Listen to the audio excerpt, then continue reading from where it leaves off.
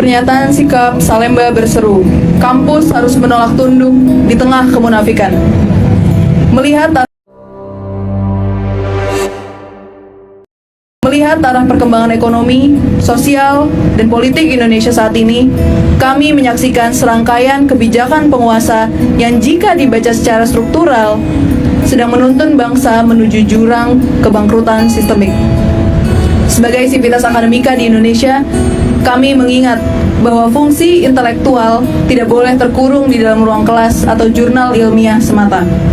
Kampus memikul tanggung jawab moral yang besar untuk membaca, merespons, dan menyuarakan kebenaran secara kritis di tengah persoalan bangsa.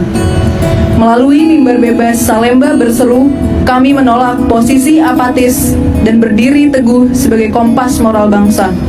Kami menolak menjadi menara gading yang terasing dari dinamika sosial dan politik, dan memilih untuk berdiri bersama rakyat, menyuarakan kegelisahan atas runtuhnya sendi-sendi bangsa. Di sektor ekonomi, kami melihat kerapuhan tata kelola anggaran yang kian mengkhawatirkan akibat ketidakdisiplinan pemerintah dalam mengelola keuangan negara. Saat daya beli masyarakat kian tergerus dan nilai tukar mata uang terus melemah, ruang anggaran justru dihabiskan demi program-program populis berskala besar yang mengabaikan kebutuhan mendasar rakyat banyak. Pemerintah memilih jalan pintas dan menjebak diri dalam lingkaran utang baru hanya untuk membayar bunga utang yang lama. Di tengah penyusutan kelas menengah akibat arus deindustrialisasi, kebijakan ekonomi justru kehilangan arah dan gagal membangun fondasi produktivitas jangka panjang demi masa depan generasi mendatang. Kemerosotan ekonomi ini berjalan beriringan dengan mundurnya nilai-nilai demokrasi secara substansial. Demokrasi di rezim ini dapat kami nyatakan telah mati dan digantikan oleh sistem politik mutan otoritarianisme hasil tangan pemimpin saat ini.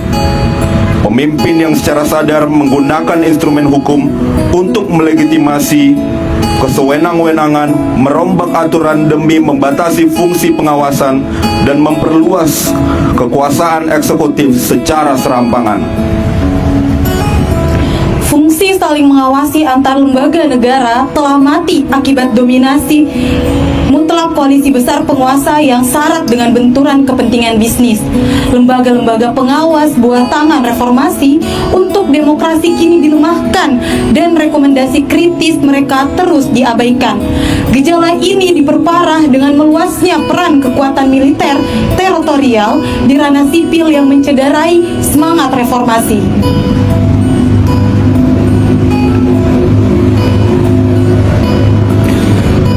Akar dari krisis multidimensional ini adalah runtuhnya moral kepemimpinan yang mengabaikan prinsip tata kelola yang bertanggung jawab dan mengkhianati kepercayaan publik.